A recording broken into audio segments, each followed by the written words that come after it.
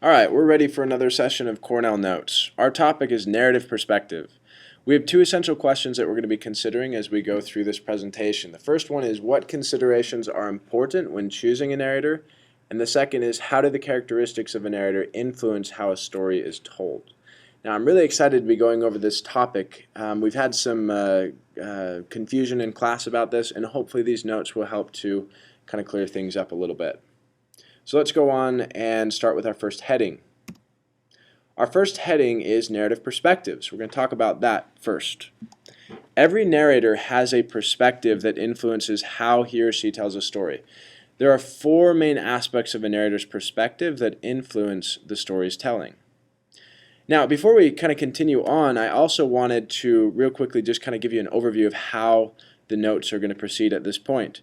As you can see, we have four main aspects of a narrator's perspective that we're going to be talking about. We're going to, when we come to each one of those aspects, discuss how that aspect relates to both a first-person point of view narrator and how that aspect relates to a third-person point of view narrator. Okay, hopefully that makes sense, and I think you'll see what I mean as we continue on in our notes here. The first aspect that influences a narrator's perspective and how the narrator tells a story is the narrator's inclusion or exclusion in the story. Now let's see how this aspect influences a first-person point of view narrator. So a first-person point of view narrator is a character in the story and uses the pronouns I and me. Okay, so this is the narrator that is in the story. It's the narrator that is going to be using these pronouns to show that he or she is actually involved in the story, in the conflict, in the plot, in everything that's happening there. A third-person narrator, on the other hand, is an outside observer and uses the pronouns he, she, and they, or other characters' names. So this type of narrator is going to be kind of the eye in the sky that we've talked about in class. The narrator is going to look down at all of the characters and see what's happening and then describe what's happening to the reader.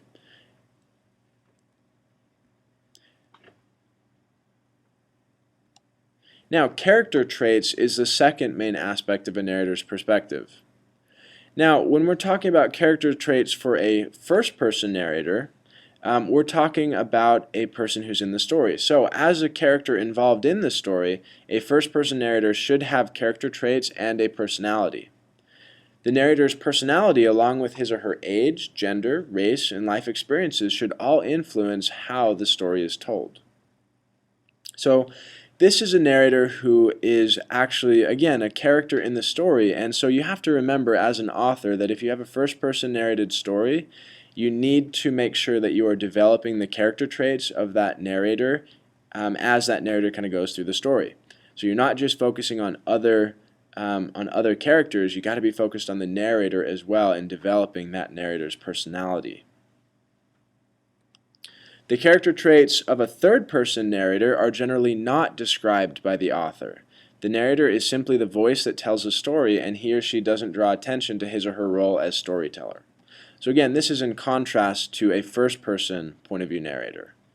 So again, the third-person narrator is just the eye in the sky and is kind of outside of all of the action and just describes it to the reader.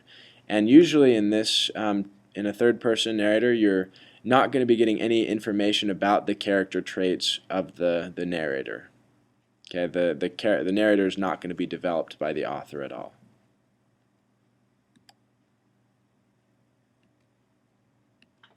Access to other characters' thoughts and feelings is our third aspect that influences a narrator's perspective. Now let's see what this means in terms of a first-person narrator. So a first-person narrator does not know for sure the thoughts, feelings, and opinions of other characters.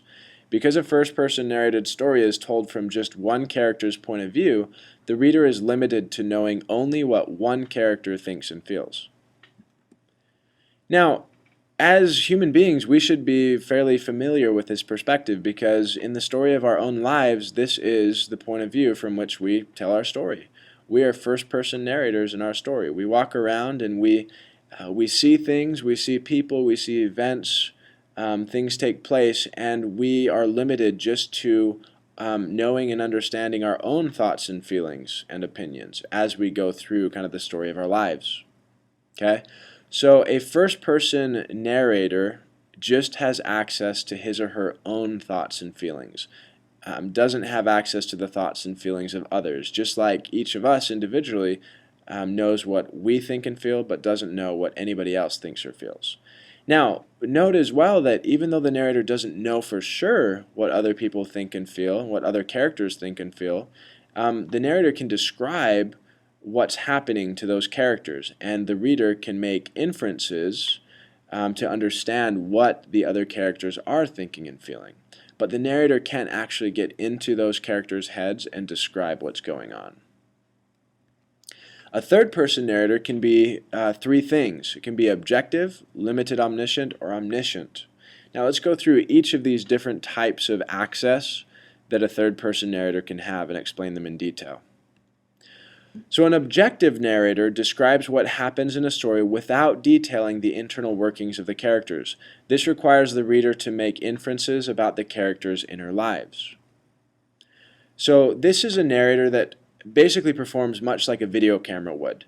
A video camera takes footage of what's going on, and it takes that footage and it kind of transmits it to somebody who's watching the television screen. And the person watching the television screen can just see what's happening.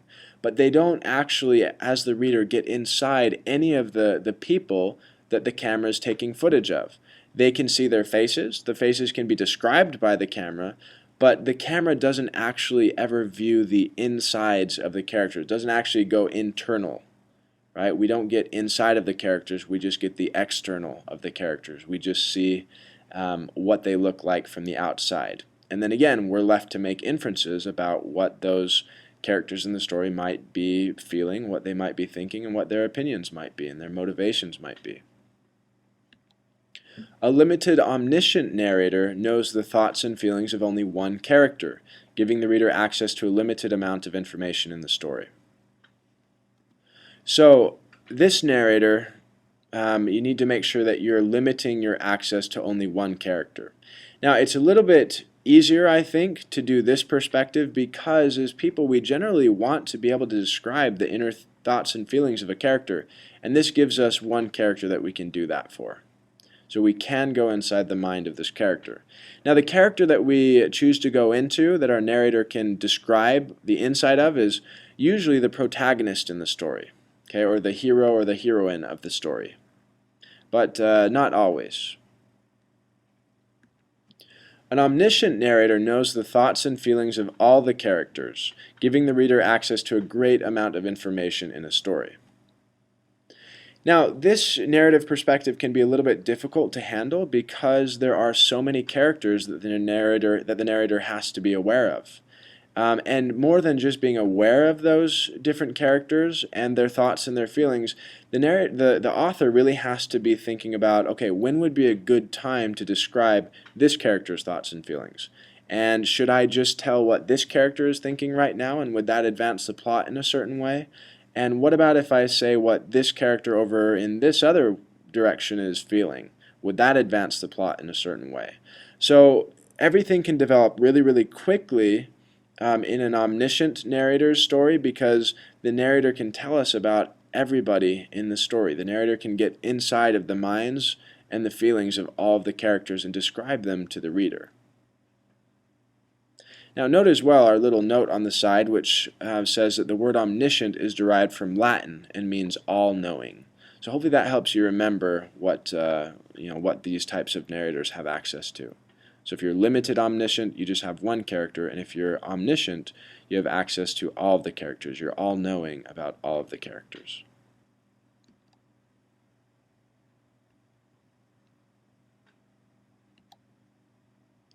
Our final aspect that we're talking about that influences how the narrator can tell the story is reliability.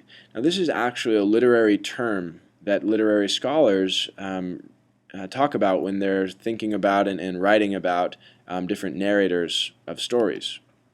Now, the first person, let's see how this influences the first person. Because a first-person narrator is a character in the story, he or she tells the story from his or her own subjective perspective. For this reason, the narrator may be unreliable, and the reader may not be able to trust all of what the narrator says. Good readers always consider whether or not they can rely on the voice telling the story to tell the story accurately. So there's a term here that I want everybody to be familiar with, and that term is subjective. Now, when we're talking about a narrator as being subjective, that means we're talking about the narrator as putting his or herself into the story, meaning they can't really take a step back like a third person point of view narrator can do and describe what's going on disinterestedly, not really being a part of it, because this narrator is in the fray. The narrator's in the middle of the story, it's in the middle of the conflict, and the narrator is impacted and influenced and affected by what's going on in the story. So, for that reason, the narrator is going to be subjective.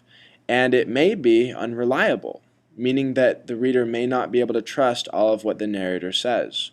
So you got to be thinking about that. Is my narrator going to be reliable, or is my narrator going to be unreliable?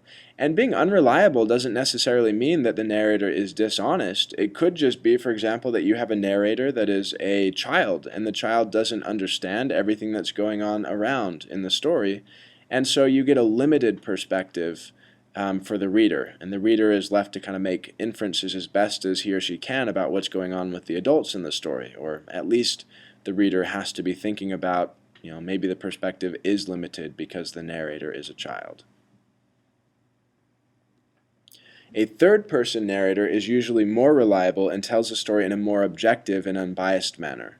Readers can usually trust what a third-person narrator says. So, objective is kind of the opposite of subjective. If you're subjective, you're opinionated. If you're objective, you're factual. So you're describing things that go on in a very fact-based way, much like an encyclopedia would describe things. Okay, so the third-person narrator is able to step away from the story and just describe what's going on without being in the middle of it. And for that reason, the readers can typically trust a third-person narrator most of the time.